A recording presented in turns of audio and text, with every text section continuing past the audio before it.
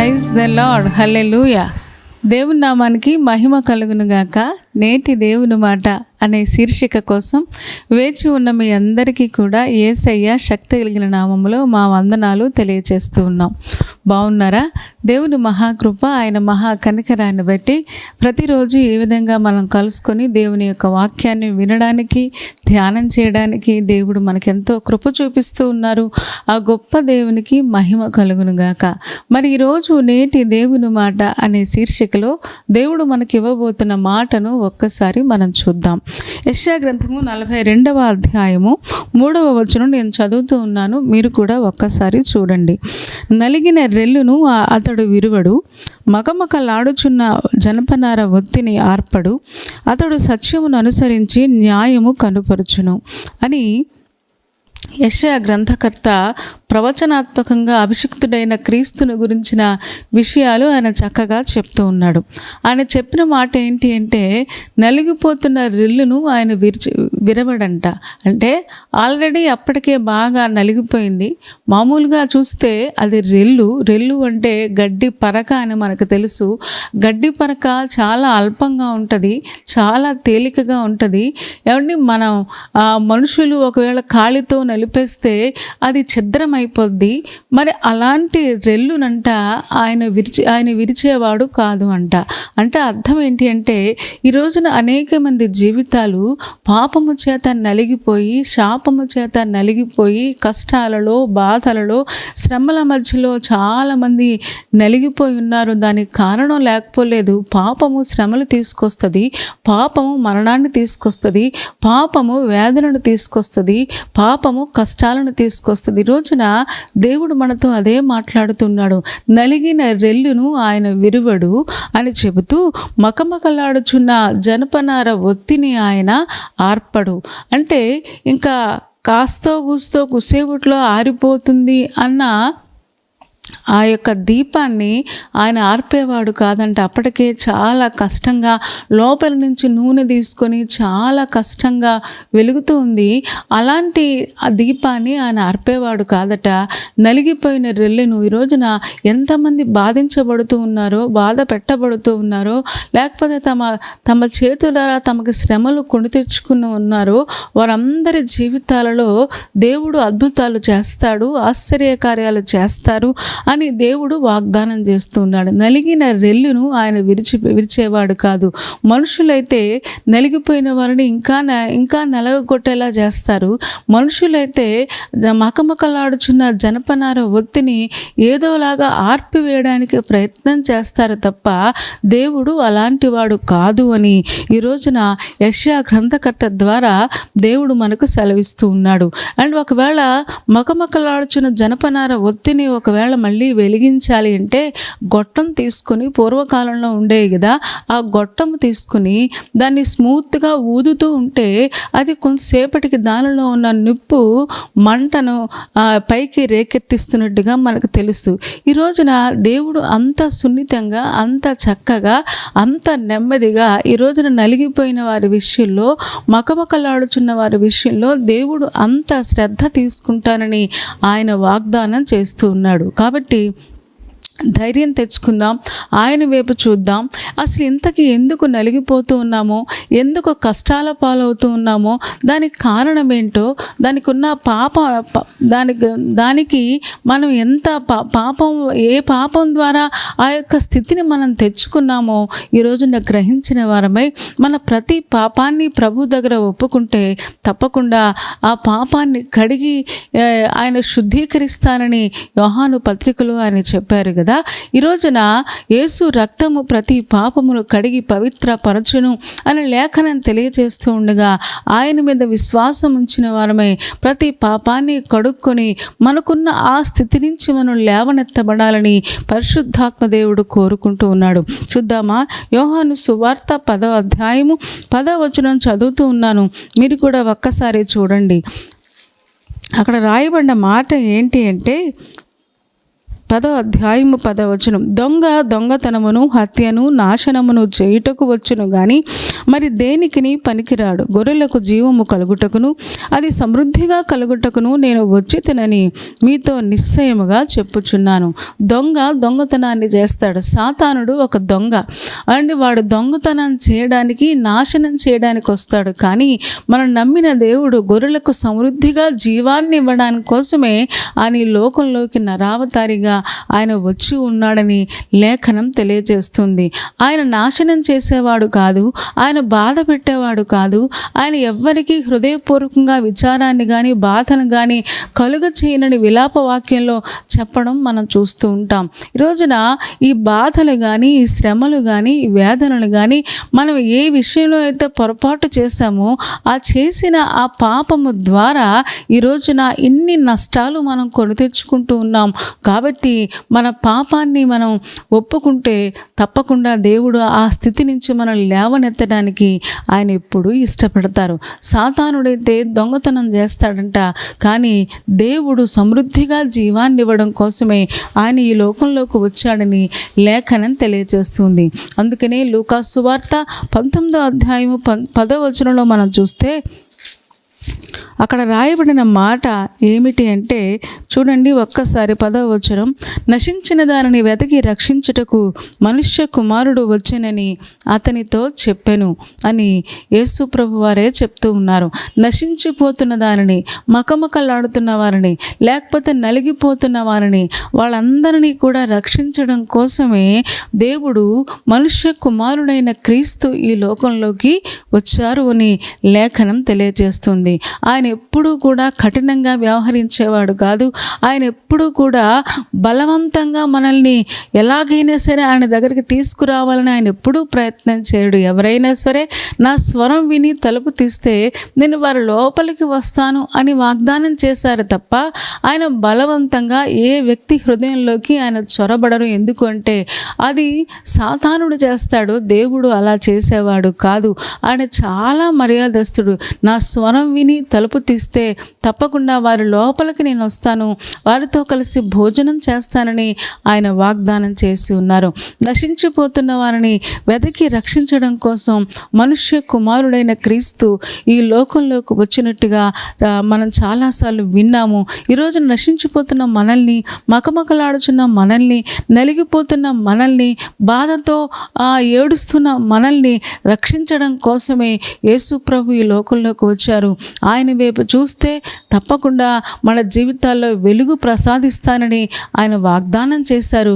కాబట్టి వెలుగును పొందాలి అంటే తప్పకుండా విశ్వాసమును కర్త అయిన ఆయన వైపు మనం చూడాల్సిన వారమై ఉన్నాము అని లేఖనం తెలియజేస్తుంది.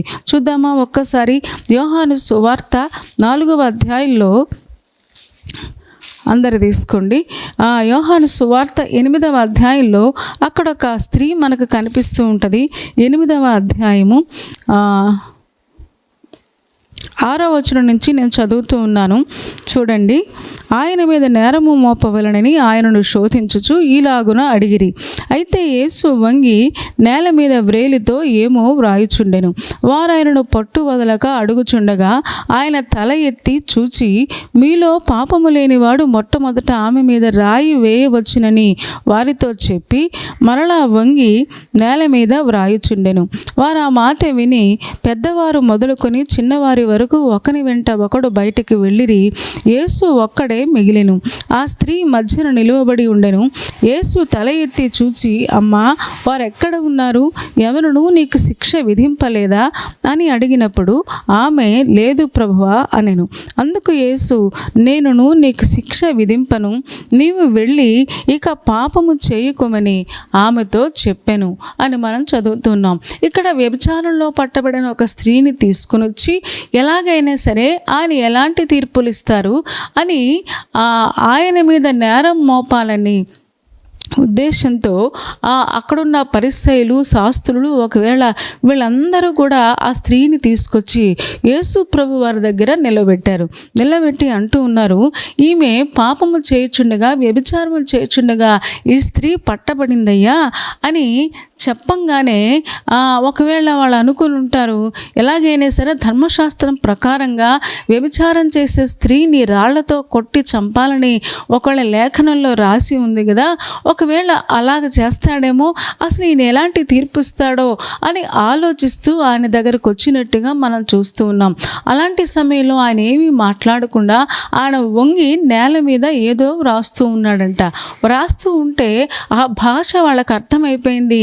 వెంటనే రాళ్ళు పట్టుకుని వచ్చిన వాళ్ళందరూ కూడా ఒక్కొక్క రాయిని అక్కడ విడిచిపెట్టేసి ఒకళ్ళ తర్వాత ఒకళ్ళు నిశ్శబ్దంగా వెళ్ళిపోయారు. అండ్ యేసు తల ఎత్తి చూచి, అమ్మా, ఎవరును నీకు శిక్ష విధింపలేదా అని అడిగారంట.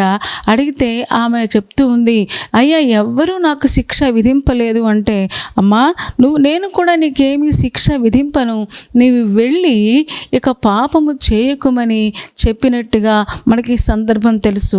అప్పటికి ఆమె చాలా నలిగిపోయింది, మకమకలాడుతుంది.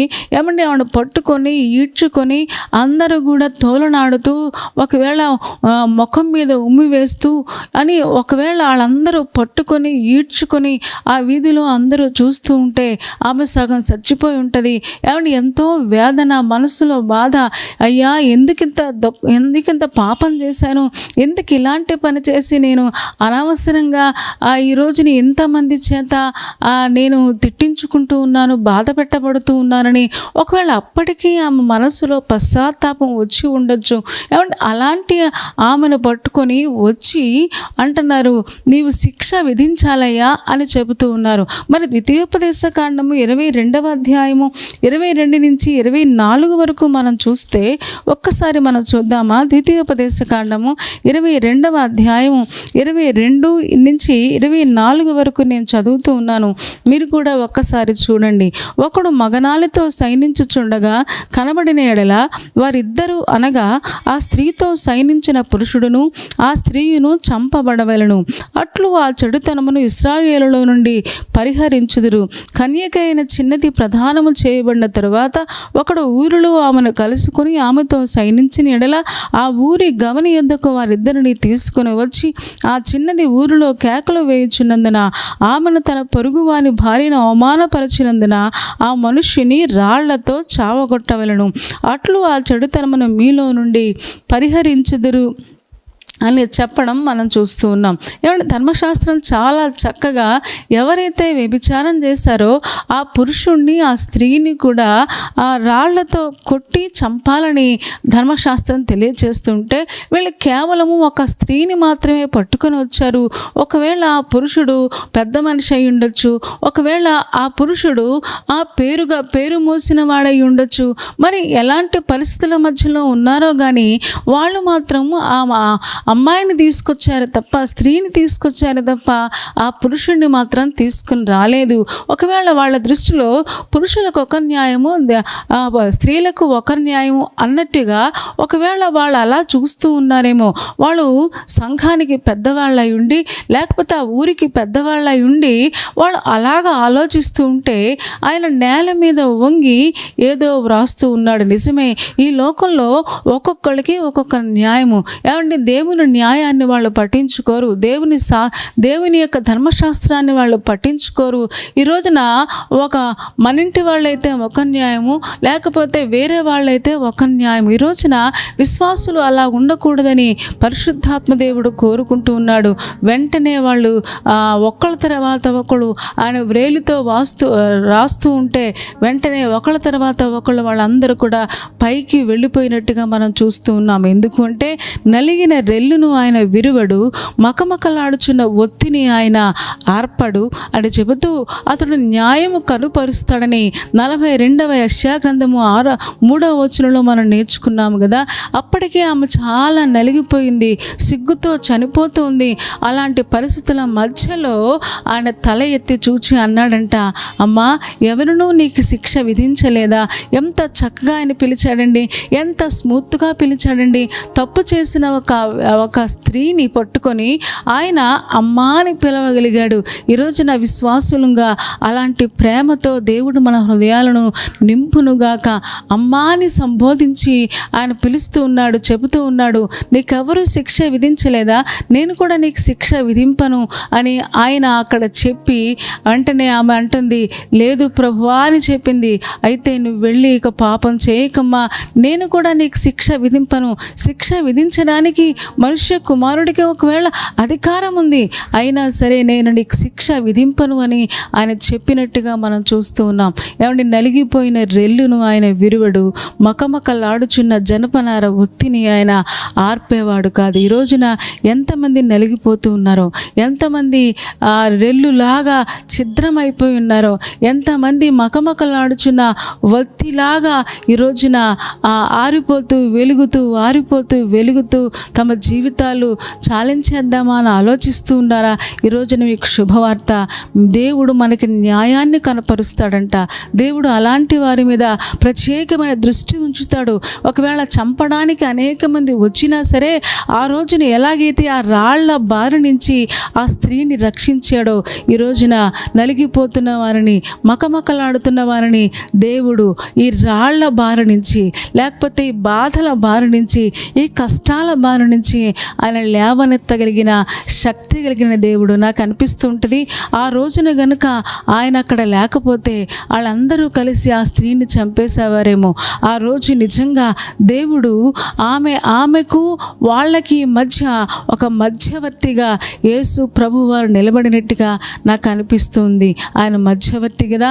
ఈ రోజున దేవుని యొక్క కోపానికి, మనుషుల యొక్క పాపానికి మధ్యన యేసు ప్రభు ఎలాగైతే నలిగిపోయాడో, ఆ రోజును కూడా నశించిన దానిని వెతికి రక్షించడానికి వచ్చిన ఆయన మధ్యగా నిలువబడి నలిగిపోతున్న వారిని, అలాగే బాధలో ఉన్నవారిని, శ్రమలో ఉన్నవారిని, మనుషులందరూ తోలనాడుతున్న వారిని కూడా రక్షించడానికి ఆయన చెయ్యి చాపి ఉన్నాడు. ఎంత మంచి దేవుణ్ణి మనం కలిగి ఉన్నాము కదా. ఈ రోజున నలిగిపోతూ ఉన్నారా? బాధతో ఉన్నారా? వేదంతో ఉన్నారా? కృంగిపోవలసిన అవసరత లేదు. నీ పక్షంగా నిలబడే గొప్ప దేవుడున్నాడు. నా పక్షంగా నిలబడే గొప్ప దేవుడున్నాడు. ప్రతి పరిస్థితి నుంచి కూడా ఆయన లేవనెత్తగలడు. ప్రతి పరిస్థితి నుంచి కూడా ఆయన విడుదల ఇవ్వగలడు. కాబట్టి ఆయన వైపు చూద్దాం. అతను న్యాయం చేసే దేవుడు. మరి ఆయన వైపు మనం చూస్తే తప్పకుండా ఆ స్త్రీ ఆయన వైపు చూచి ఎలాగైతే ఆ రోజున విడుదల పొందిందో, ఈ రోజున మనం ఆయన వైపు చూస్తే తప్పకుండా మనము కూడా విడుదల పొందుతాం. మరి అలా ఉండడానికి పరిశుద్ధాత్మ దేవుడు మనందరికీ సహాయం చేయునుగాక. తలలు వంచండి, కళ్ళు మూసుకోండి, చిన్న మాట ప్రార్థన చేద్దాం. పరిశుద్ధున ప్రేమ కలిగిన మా తండ్రి, నీ పాదాలకు వందనాలు, స్తోత్రాలు చెల్లిస్తూ ఉన్నాం. నువ్వెంత మంచి దేవుడవు నాయన, నువ్వెంత మృదు స్వభావివి నాయన. తండ్రి, నలిగిపోతున్న వారిని, మకమకలాడుతున్న వారిని తండ్రి మీరు లేవనెత్తడం కోసమే ఈ లోకంలోకి వచ్చినందుకు వందనాలు నాయన. వ్యభిచారమందు పట్టబడిన ఆ స్త్రీని ఆ రోజు వాళ్ళందరూ చంపడానికి తీసుకొని వస్తే తండ్రి ఆమె పక్షంగా నిలబడి అద్భుత కార్యాన్ని జరిగించి మీరు లేవనెత్తినందుకు వందనాలు నాయన. విడుదల చేసినందుకు వందనాలు ప్రభా. ఈ రోజున ఎంతమంది నలిగిపోతూ ఉన్నారో, బాధలతో, శ్రమలతో నాయన తండ్రి మకమకలాడుతూ ఉన్నారో దేవా, ఒక్కసారి వారిని చూడండి. నిజమే, మనుషులైతే మా బాధలను ఇంకా ఎక్కువ చేస్తారు, కానీ నువ్వు నలిగిపోతున్న వారి పక్షంగా నిలబడే దేవుడవు, మకమకలాడుతున్న జనపనార ఒత్తుల పక్షంగా నిలబడే గొప్ప దేవుడవు కనుక మీకు వందనాలు దేవా. వారందరినీ ఒక్కసారి దృష్టించి వారికున్న ప్రతి పరిస్థితి నుంచి మీరు లేవనెత్తండి నాయన. ఈరోజు ఎంతమంది ఎగ్జామ్స్ రాస్తూ ఉన్నారో వారందరికీ సహాయం చేయము. అలాగే పెళ్లి రోజు, పుట్టినరోజు జరుపుకుంటున్న వారికి నాయన నిండారులుగా మీరు దీవించుము తండ్రి. లేవనెత్తమని ప్రార్థిస్తూ ఉన్నాం నాయన. రేపటి దినం కోసం మమ్మల్ని అందరినీ సిద్ధపరచుము. యేసయ్య నామములో ప్రార్థించి వేడుకొనుచున్నాము తండ్రి. ఆమేన్. ఆమె చెప్పారు కదా అందరూ. చాలా సంతోషం. చాలా ఓపికగా, శ్రద్ధగా దేవుని యొక్క వాక్యాన్ని మీరు వింటూ ఉన్నారు. మిమ్మల్ని బట్టి మేము చాలా సంతోషిస్తూ ఉన్నాం. కార్యక్రమం మీకు నచ్చితే లైక్ చేయండి, షేర్ చేయండి, కామెంట్ కూడా పెట్టండి. అంత మాత్రమే కదా, ఇంకా ఈ ఛానల్ని సబ్స్క్రైబ్ చేసుకోకపోతే doctor Spurgeon YouTube channel subscribe చేసుకోండి. తద్వారా మా నోటిఫికేషన్స్ అన్నీ మీకు వస్తాయి. మా కార్యక్రమాలన్నీ మీరు చూడొచ్చు. సరేనా అండి? దేవుని చిత్తమైతే మరలా రేపు ఉదయం మళ్ళీ కలుసుకుందాం. అప్పటి వరకు దేవుని మహాకృప మనందరికీ తోడే ఉండునుగాక. ఆమేన్. ఆమేన్.